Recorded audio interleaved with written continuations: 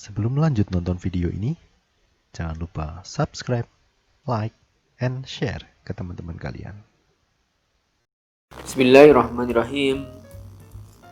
Assalamualaikum warahmatullahi wabarakatuh. Apa kabar anak-anak? Alhamdulillah, luar biasa, Allahu Akbar. Semoga kita selalu sehat dan tetap semangat. Dan semoga krisis pandemi COVID-19 segera usai dan kita bisa kembali berangkat ke sekolah setiap hari, berjumpa dengan teman-teman, dengan bapak ibu guru, bisa belajar bersama, bermain bersama, bisa sholat berjamaah. Tentunya kita merindukan semua itu. Baik anak-anak, marilah kita buka pembelajaran tema kali ini dengan membaca basmalah. Bismillahirrahmanirrahim. Anak-anak, pada pembelajaran tema kali ini kita akan belajar tentang beberapa hal. Di antaranya yaitu yang pertama tentang apa itu tanggung jawab. Yang kedua yaitu tentang bidang usaha. Yang pertama tentang tanggung jawab anak-anak, bahwa kita adalah manusia, makhluk yang paling mulia yang diciptakan oleh Allah SWT, yang hidup di alam dunia ini pasti memiliki tanggung jawab, dimana tanggung jawab ini adalah berbuat sesuatu sebagai perwujudan kesadaran akan kewajiban. Dan tanggung jawab itu bersifat kodrati, artinya sudah menjadi bagian hidup dari manusia, bahwa setiap manusia dibebani dengan tanggung jawab. Jadi setiap kita itu pasti memiliki tanggung jawab selama kita masih hidup di alam ini. Anak-anak bisa buka buku paketnya pada halaman 24. Nah, di situ dijelaskan tentang pengertian tanggung jawab, bahwa setiap manusia harus mempunyai rasa tanggung jawab. Tanggung jawab adalah kesadaran manusia akan tingkah laku atau perbuatannya yang disengaja maupun yang tidak disengaja. Ini berkaitan dengan baik buruk perbuatan itu terhadap dirinya sendiri maupun terhadap orang lain. Jadi apa yang kita lakukan itu pasti berdampak baik untuk diri kita maupun untuk orang lain. Nah, tinggal masalahnya adalah itu berdampak baik atau berdampak buruk. Ini berkaitan dengan tanggung jawab kita. Nah, anak-anak, ada beberapa macam tanggung jawab. Yang pertama adalah tanggung jawab terhadap diri sendiri. Bagaimana agar kita memiliki dampak yang baik terhadap apa yang kita lakukan?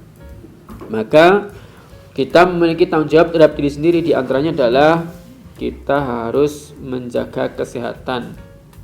Kalau diri kita sehat, jiwa dan raga kita sehat, maka kita akan menjalani hidup ini dengan lebih bahagia.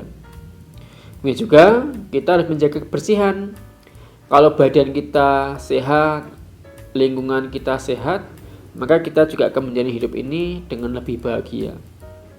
Demikian juga dengan kemuliaan kepribadian kita, akhlak mulia yang kita miliki, yang harus kita pupuk, yang harus kita jaga. Ini merupakan perbuatan yang harus kita lakukan, yang berdampak bagi diri kita, juga berdampak bagi orang lain. Dan kita tentunya akan lebih bahagia tatkala kita berbuat atau memiliki akhlak yang mulia. Ini terkait dengan tanggung jawab terhadap diri sendiri. Yang kedua, tanggung jawab terhadap keluarga. Kita hidup di tengah-tengah keluarga, kita memiliki keluarga, di mana dalam keluarga kita itu ada ayah, ada ibu, ada anak, ya.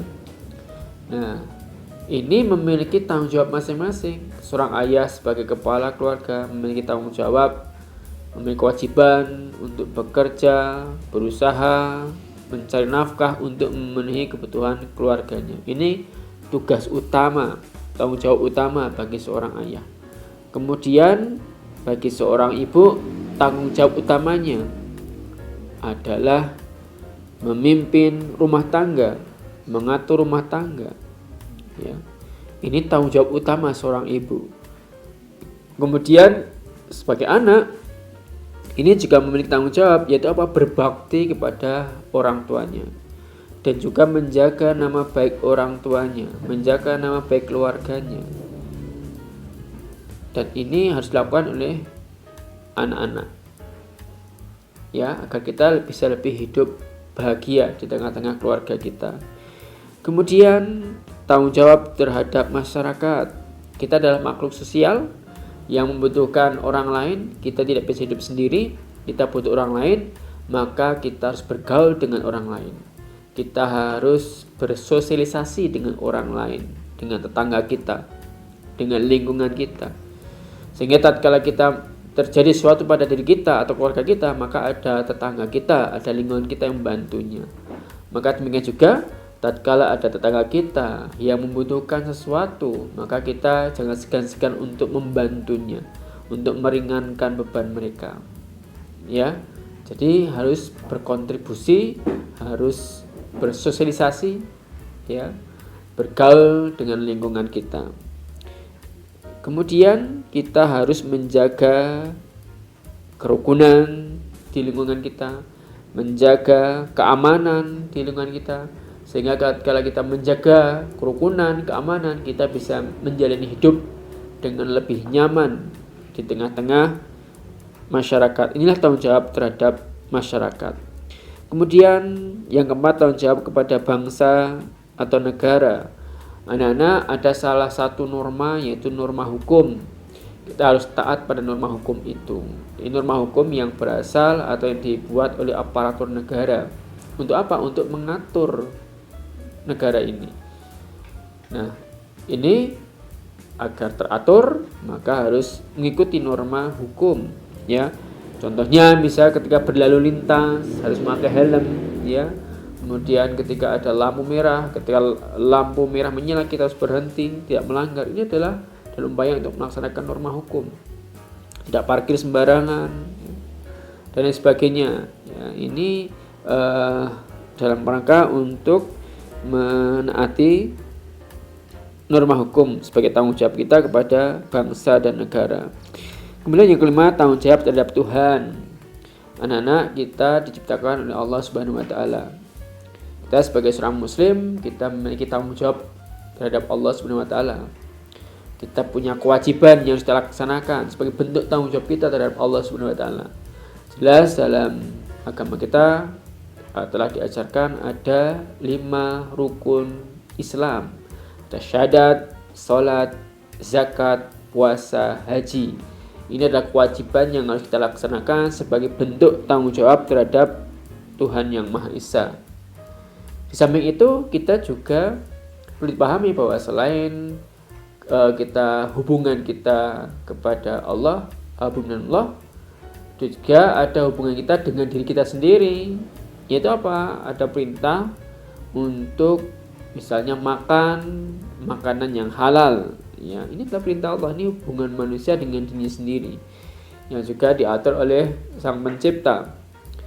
Jadi tidak sekali-kali makan makanan yang haram. Boleh makan daging apapun, tapi ada daging yang diharapkan untuk kita makan, maka tidak boleh kita makan. Contohnya misalnya daging babi, ya. Daging anjing, nah ini nggak boleh kita makan. Dan juga kita memiliki kewajiban yang juga merupakan perintah Allah, yaitu menutup aurat.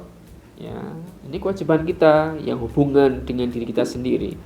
Sehingga sekolah kita senantiasa mengajarkan untuk berpakaian yang menutup auratnya, yang laki-laki celana panjang, yang perempuan juga celana panjang atau rok panjang, mengenakan kerudung, ya, wajib mengenakan kerudung ini dalam upaya untuk membiasakan menutup aurat sebagai bentuk tanggung jawab kita terhadap Tuhan yang Maha Esa, yaitu Allah Subhanahu wa taala.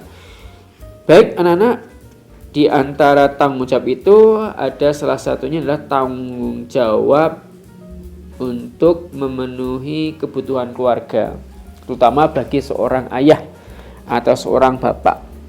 Nah, maka dari itu ayah atau bapak, ya, yang seringkali dibantu oleh ibu kita itu bekerja, berusaha untuk memenuhi kebutuhan kita, untuk memenuhi kebutuhan keluarga. Nah, anak-anak bisa buka halaman 29. Sehingga dalam usaha itu ada beberapa bidang usaha. Pada halaman 29 itu ada 6 gambar. Ada gambar 1, 2, 3, 4, 5, 6. Di situ menggambarkan bidang-bidang usaha. Coba anak-anak amati gambar yang pertama. Itu adalah contoh usaha di bidang pertambangan. Gambar yang kedua, pasar buah. Ya. Itu adalah contoh usaha di bidang perdagangan. Yang ketiga, orang sedang memetik kopi yang sudah matang, ya. Itu adalah usaha di bidang agraris. Demikian juga dengan yang gambar nomor 4. Itu juga agraris, yaitu pertanian. Kemudian gambar nomor 5 itu adalah usaha di bidang industri. Kemudian gambar nomor 6 itu adalah masih termasuk agraris, yaitu perikanan. Jadi dalam gambar itu ada dicontohkan beberapa bidang usaha. Maka dari itu, kalau anak-anak lihat pada halaman 32 ada jenis-jenis usaha di mana kegiatan ekonomi di masyarakat yang sangat beragam dikelompokkan menjadi beberapa bidang usaha. Bidang-bidang usaha tersebut adalah sebagai berikut. Yang pertama adalah yang satu, usaha di bidang agraris atau pertanian, di mana usaha di bidang agraris ini ada 4 macam. Yang pertama adalah pertanian, yang kedua adalah perkebunan, yang ketiga peternakan, dan yang keempat adalah perikanan. Ini ada 4 macam usaha di bidang agraris. Pertanian itu mengolah sawah, mengolah tanah di persawahan, ya. Yang seringkali tanaman yang ditanam itu bersifat dalam jangka pendek, misalnya padi, ya. Kemudian sayur-sayuran, sekali panen kemudian diganti lagi tanaman yang lainnya. Persawahan itu pertanian. Kemudian perkebunan ini dilaksanakan di kebun. Biasanya yang ditanam adalah tanaman-tanaman keras yang memiliki umur yang cukup panjang. Misalnya kopi, perkebunan kopi, ya. Kemudian perkebunan teh, perkebunan kelapa sawit, ya, perkebunan tanaman-tanaman yang itu bisa beberapa kali panen, gitu ya. Ini perkebunan. Kemudian peternakan ini mengembangbiakan hewan yang bisa kita ternak. Bisa peternakan hewan besar seperti sapi, kerbau, kuda. Juga peternakan hewan kecil seperti kambing, domba, dan juga peternakan unggas seperti ayam, itik, burung. Nah, ini ada peternakan, 3 macam peternakan itu. Kemudian usaha perikanan, ada ikan darat, ada ikan laut, ya. Ini perikanan juga termasuk agraris. Kemudian yang kedua, usaha di bidang industri atau perindustrian. Ini adalah membuat sesuatu, mengolah atau kegiatan mengolah bahan mentah menjadi barang jadi. Jadi membuat sesuatu yang lebih bermanfaat. Contohnya adalah membuat tahu tempe. Pabrik tahu tempe ini adalah usaha di bidang industri. Membuat atau pabrik kayu lapis ini yang banyak terdapat di daerah kita di Temanggung, ya. Ini juga merupakan usaha di bidang industri.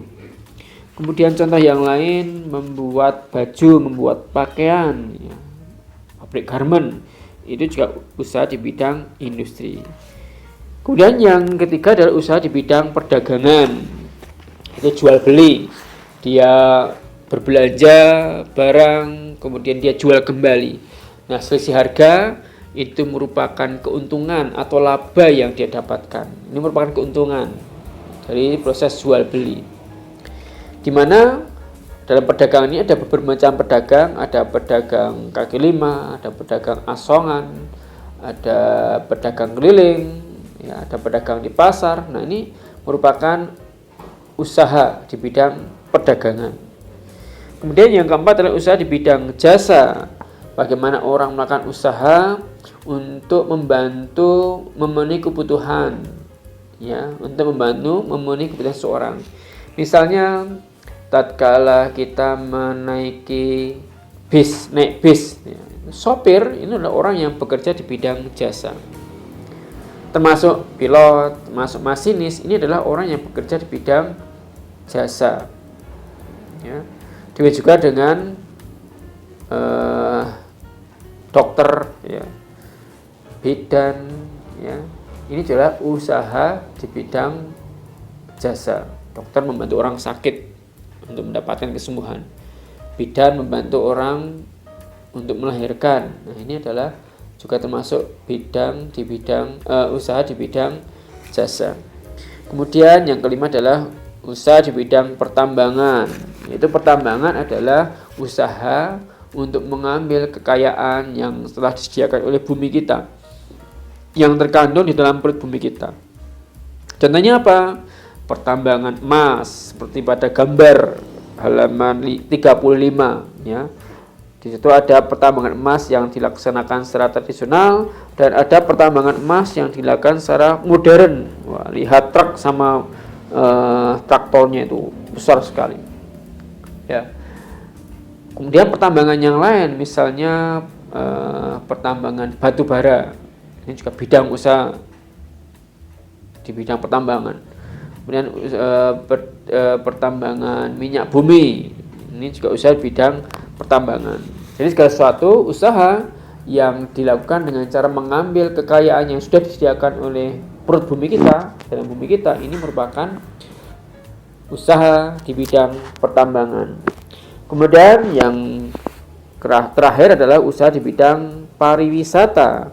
Usaha di bidang pariwisata dilakukan dengan cara memanfaatkan daya tarik, bisa keindahan alam, sosial budaya, kesenian, arsitektur, bangunan, benda bersejarah, dan hasil kreativitas, ya.